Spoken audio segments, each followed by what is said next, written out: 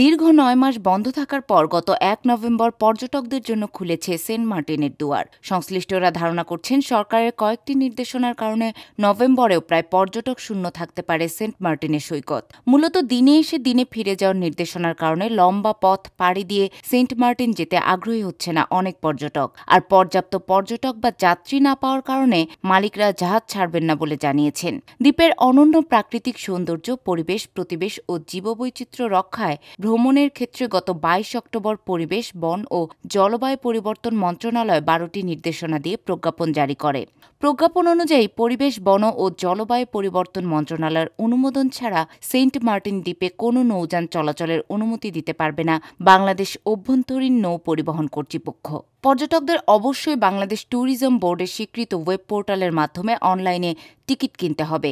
সেখানে প্রতিটি টিকিটে ট্রাভেল পাস এবং কিউআর কোড সংযুক্ত থাকবে। কিউআর কোড ছাড়া টিকিট নকল হিসেবে গণ্য হবে। নভেম্বর মাসে পর্যটকেরা শুধু দিনের বেলায় ভ্রমণ করতে পারবেন, রাত্রি যাপন করা যাবে না। ডিসেম্বর ও জানুয়ারি মাসে রাত্রি যাপনের অনুমতি থাকবে। ফেব্রুয়ারি মাসে দ্বীপে পর্যটক যাতায়াত সম্পূর্ণভাবে বন্ধ থাকবে। প্রতিদিন গড়ে ২,০০০-এর বেশি পর্যটক দ্বীপে ভ্রমণ করতে পারবেন না। ট্রাভেল পাসের জন্য বাংলাদেশ ট্যুরিজম বোর্ড একটি অ্যাপস নির্মাণ করেছে, আর জাহাজের টিকিটের জন্য বিডি টিকিটসের সঙ্গে চুক্তি করেছে।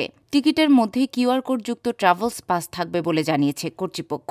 জাহাজ মালিক যদি মনে করে যে আমি এখন জাহাজ চালালে প্রফিটেবল হবে না, যাত্রী পাবো না, কারণ ডে ট্রিপ তো লম্বা সময়, ৭-৮ ঘন্টা ৬-৭ ঘন্টা ট্রিপ করে যে আবার ব্যাক করাটা টুরিস্টের জন্য তো হ্যাসেল। জাহাজ যদি মনে করে যে না আমার প্রফিট হবে না, আমি যাব না, সেখানেও আমাদের নিজস্ব কোনো সে নেই।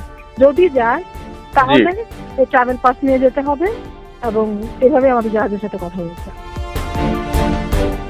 তবে বিডি টিকিটের হেল্পলাইন নম্বরে ফোন করে সেন্ট মার্টিনের জাহাজের টিকিটের বিষয়ে জানতে চাইলে বলা হয়, ঊর্ধ্বতন কর্তৃপক্ষ এখনও এ ধরনের কোনো নির্দেশনা দেয়নি, আর প্রতিষ্ঠানটিও সেন্ট মার্টিনের টিকিট সরবরাহ করছে না। এছাড়া পর্যটকবাহী নৌযানগুলো কক্সবাজার শহরের নুনিয়ারছড়া BIWTA ঘাট থেকে সেন্ট মার্টিনের উদ্দেশ্যে ছাড়ার কথা থাকলেও দ্বীপের একমাত্র জেটির সংস্কার কাজ এখনও শেষ হয়নি।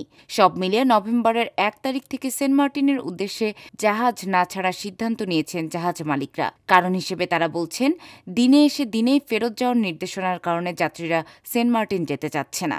দিনে গিয়ে দিনে এখানে কেউ যাবেন, আপনিও তো যাবেন না। ৭-৮ ঘন্টা পাড়ি দিয়ে ১ ঘন্টার জন্য গিয়ে আবার ৭-৮ ঘন্টা সাগর পাড়ি দিয়ে আসা, এটা কি সম্ভব? জাহাজই তো আসে নাই, জাহাজ কেন আসবে? যাত্রী না পেলে জাহাজ কেন চালাবে? আমরা ইনানি থেকে চাইছিলাম, ইনানি থেকে দেয় নাই। ইনানি থেকে হলে দিনে গিয়ে দিনে আসা সম্ভব ছিল। ৪ ঘন্টায় গিয়ে ৩.৫ ঘন্টা ৪ ঘন্টা লাগতো।